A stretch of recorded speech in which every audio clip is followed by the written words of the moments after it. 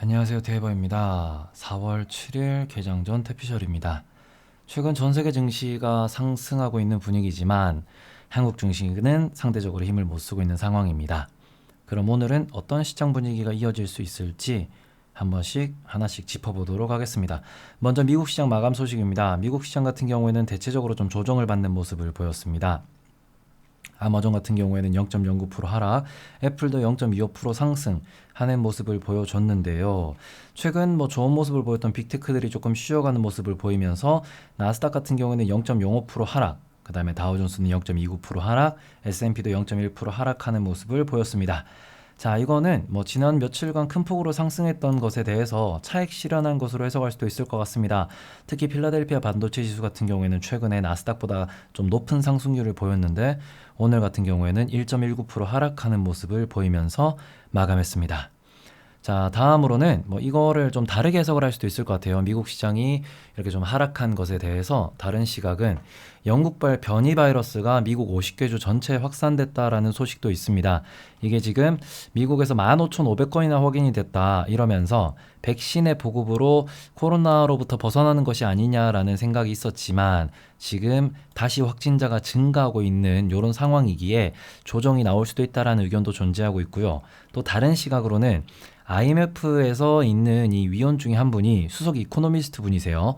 자, 어제 옐런 장관이 얘기했던 글로벌 법인세율 하한 설정이라는 그 아이디어에 대해서 이게 조세 회피에 대해서 어떻게 보면은 조금은 그 IMF에서도 이런 대안이 될 수 있다. 조세 회피를 막을 수 있는 수단이 될 수 있다라고 하면서 찬성 의사를 밝혔습니다.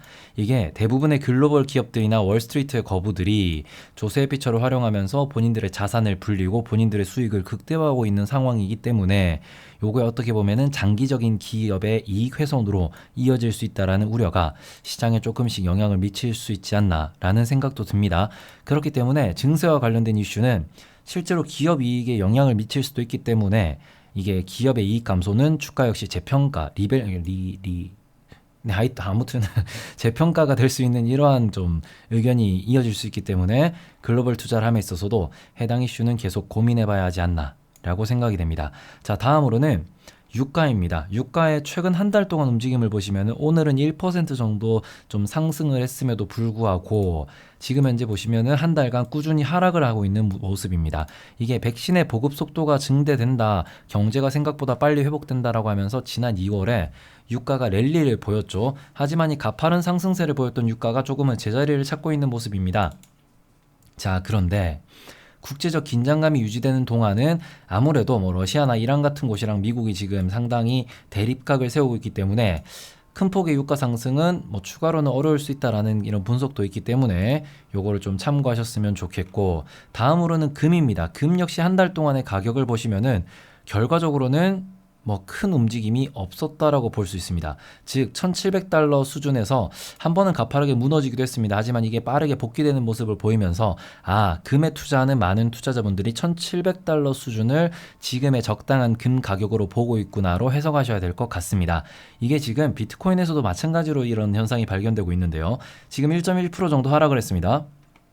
근데 보시면은 비트코인 같은 경우에도 최근 한 달 동안 약간 5만 달러 정도 수준에서 6만 달러를 이제 횡보하고 있는 이런 모습을 보여주고 있고요.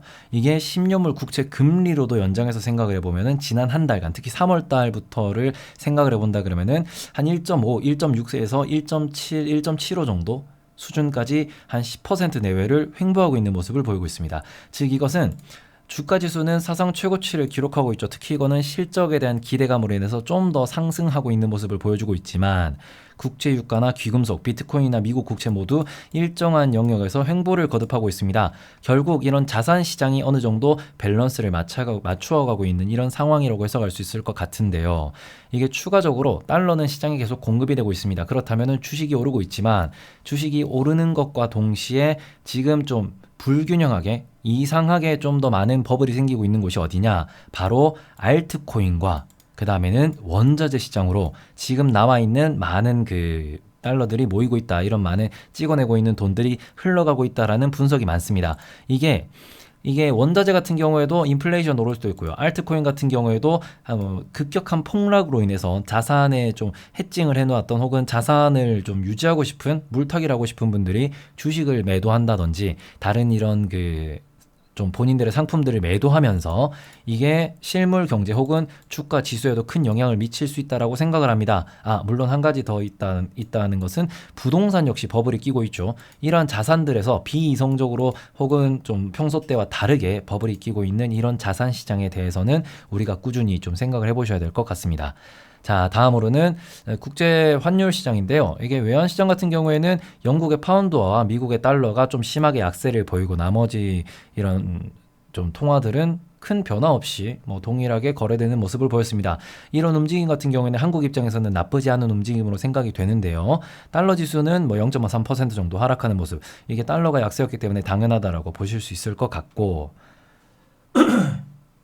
이게 특히 어제 같은 경우에는 MSCI EEM이라는 티커를 갖고 있는 ETF입니다. 이머징 마켓 ETF인데요. 여기에는 한국이나 대만이나 호주 같은 국가들이 많이 소속되어 있고 여기가 0.6%가량 상승하는 모습을 보였습니다. 즉 미국 시장은 빠졌지만 이머징 마켓, 즉 신흥국에 대해서는 약간 달러가 모여들었다 라고 보실 수 있을 것 같습니다. 거기다가 EYW라고 하는 ETF가 있습니다. 이 ETF 같은 경우에는 이제 MSCI 사우스코리아 ETF를 얘기를 하는데요. 0.11% 상승 마감한 모습도 보였습니다. 즉 오늘은 원화도 강세였고 거기다가 ETF들도 한국에 조금 긍정적인 ETF들이 긍정적으로 좀 ETF가 흘러가는 모습을 보였기 때문에 이게 한국에는 외국인의 매수가 들어올 수도 있지 않나라는 생각을 해보실 수 있을 것 같습니다.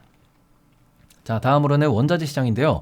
원자재 시장 같은 경우에는 큰 방향성이 상승으로 잡히는 모습이었습니다. 하락하는 게 별로 안 보였어요. 천연가스 정도만 하락을 했고 미국에서 거래되는 시카고 상품거래소의 구리가 0.67% 정도 하락을 했습니다. 반대로 런던 금속거래소에서는 구리가 2.6% 상승하는 모습도 보였습니다. 자, 이거는 달러 약세로 인해서 전반적으로 원자재가 좀 상승하는 그런 분위기가 잡혔다라고 보실 수 있을 것 같아요. 하지만 달러 약세보다는 조금 더 강한 모습을 보였는데요.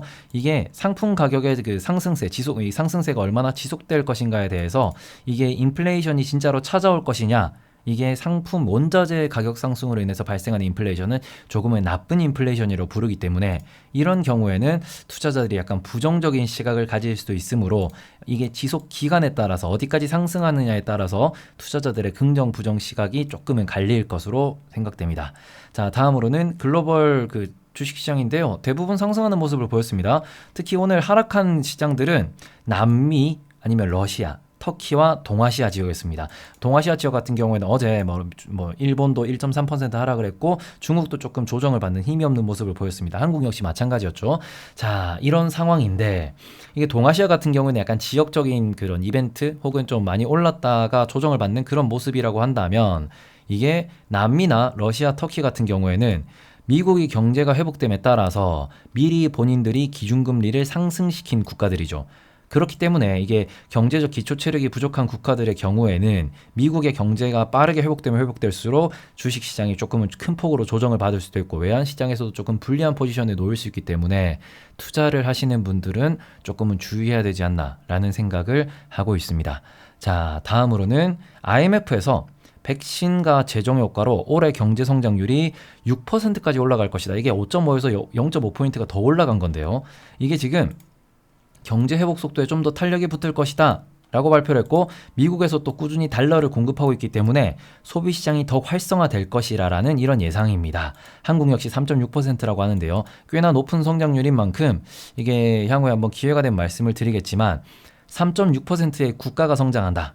그렇다면 이런 위기가 있은 이후에는 상장사, 특히 대형사 같은 경우에는 3.6%보다 더 큰 폭으로 상승할 가능성이 높을 수 있습니다. 이런 점에 대해서 우리가 꾸준히 생각을 해보셔야 될 것 같습니다. 자, 다음으로는 이제 WHO 소식입니다. WHO에서 코로나19 백신 여권을 지지하지 않는다라고 발표를 했는데요.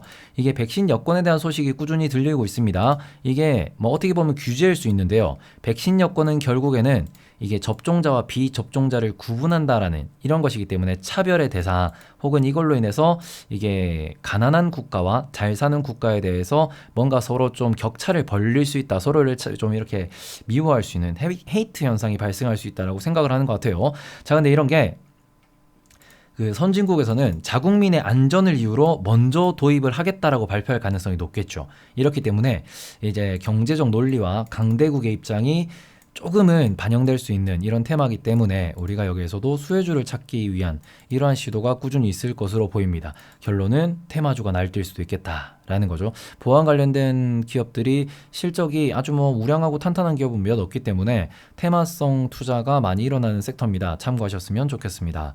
다음으로는 이제 영국이라 그러면 아스트라제네카의 본사가 있는 곳입니다. 근데 영국이 아스트라제네카 백신을 접종을 중단하는 것을 검토하고 있다라는 발표가 있었습니다. 이게 왜 그러냐 그러면은 혈전에 대한 연관성을 확인해 보겠다라는 것인데요. 이게 아스트라제네카 관련주도 많고 또 다른 백신에 대한 관련주도 많기 때문에 테마성 그 급등락이 한번 또 돌 수도 있지 않나라는 생각입니다. 자, 그 다음에는 반도체 대란의 글로벌 슈퍼갑이 된 대만이라는 소식입니다. 이게 일반적으로 대만 같은 경우에는 국내는 메모리 반도체를 독점하고 있습니다. 하지만 대만 같은 경우에는 시스템 반도체를 독점하고 있죠. 모든 시스템 반도체 기준으로 절반 이상의 생산을 하고 있는 대만입니다. 여기에 대해서 전 세계 이목이 집중되고 있는데 특히 대만 같은 경우에는 중국과 지역적으로 역사적으로 아주 깊게 얽혀있는 국가죠. 심지어는 사용하는 언어도 같습니다.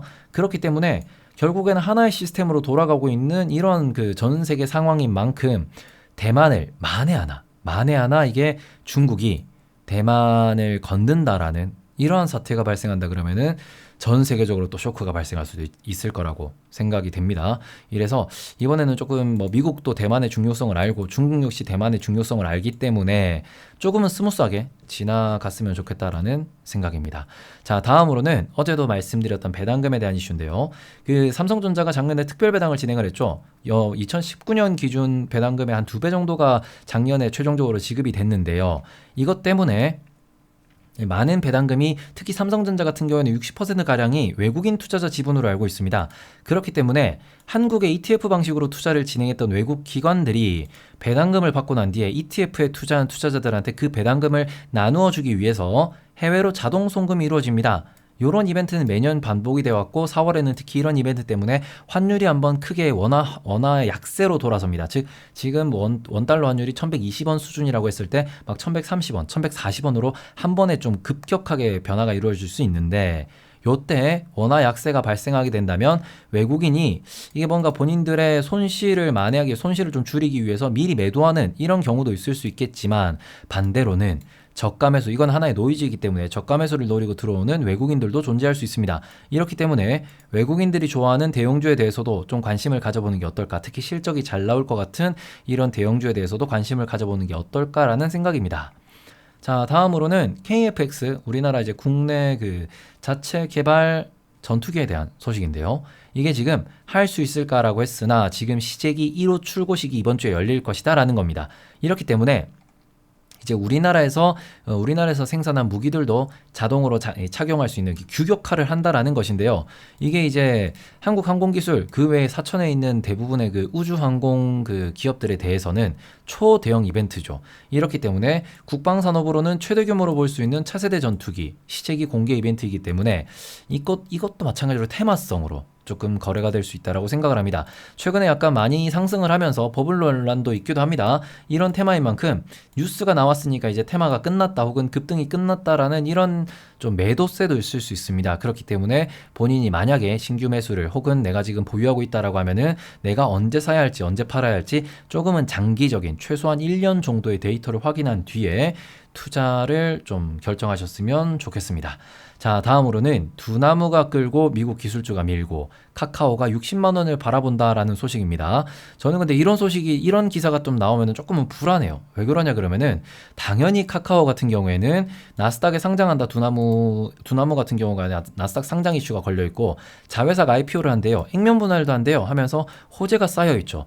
다만 제가 좀 장기적으로 이런 시장에 참여를 해본 결과 단일 기업에 대해서 이런 분석 뉴스가 그것도 네이버 메인에 걸릴 정도의 뉴스가 나온다고 하면은 단기 고점일 수도 있기 때문에 요거는 조금 참고를 해주셨으면 좋겠습니다. 자, 다음으로는 메타버스 관련돼 가지고 유니티와 자이언트 스텝 신규 상장주죠. 이런 기업이 지금 급등을 하고 있다라는 소식인데요. 이번에도 테마주 소식입니다. 자, 이게 지금 메타버스 테마를 통해 가지고 상승을 거듭하고 있다라는 소식입니다. 뭐 저는 항상 말씀드리지만 테마주를 조금 싫어하는 편이기 때문에 이런 뉴스가 나올 때마다 누가 사주를 했을 수도 있다라는 이런 좀 불손한 생각이 듭니다. 그래서 요런 뉴스를 보고는 우리 형님들 항상 사도 되나라는 것보다는 이 기업이 언제 상장했는지, 그리고는 뭐 오버형 이슈라든지 아니면은 대주주가 지분을 얼마나 들고 있는지, 단기 차트가 어떻게 되는지를 꼭 확인하신 후에 투자를 결정하셨으면 좋겠습니다. 자, 다음으로는 오늘은 이제 4월 7일 뭐 서울과 부산의 보궐선거가 있는 날입니다. 그것 때문에 재보궐선거에 대해서 이게 중간중간 그 출구조사가 발표될 가능성이 높습니다. 자, 그렇다고 한다면은 차기 대권주자로 분류되는 1년도 안 남았어요. 차기 대권주자로 분류되는 이 세 분이 아무래도 운명이 갈릴 수 있다. 뭐 민주당이 승리를 할 것이냐, 아니면은 몇 프로 차이로 승리를 할 것이냐, 아니면은 국민의힘이 뭐 몇 프로 차이로 승리할 것이냐, 이런 것에 따라서 아무래도 누가 좀 우세하다, 누가 이번에는 좀 타격을 입었다, 리더십에 뭔가 좀 흠집이 났다, 이러한 좀 뉴스가 나올 수도 있는 만큼 한 차례 테마성 급등락이 있을 수도 있을 것으로 보입니다. 자, 다음으로는 삼성전자 1분기 잠정 실적이 발표가 되죠, 오늘. 이것도 뭐 다른 그 어떤 테마보다도 가장 중요한 오늘의 핵심 포인트라고 생각이 되는데요. 예상되는 영업이익이 8에서 10조 사이입니다. 꽤나 큰 폭이죠. 이 정도만 20% 정도 차이가 나는 건데, 만약에 10조 이상 어닝 서프라이즈가 발표된다, 우리가 예상했던 것보다 애널리스트 형들이 이거를 분석했던 결과보다 더 잘 나온다라고 하면은 당연히 지금 뭐 어제가 86,000원인가 87,000원 정도가 종가였는데 더 상승할 수 있겠죠. 하지만 8조 혹은 9조 내외의 좀 결과가 나온다고 한다면은 이미 8만 원이라고 하는 거는 작년 평균 주가 아니면 2019년 평균 주가라고 할 수 있는 한 5에서 6만 원? 우리가 6만 전자라고 꽤 오랫동안 불렀었는데 거기 대비 30% 가량 상승한 상황이기 때문에 실망 매물이 쏟아질 수도 있다라고 생각을 합니다.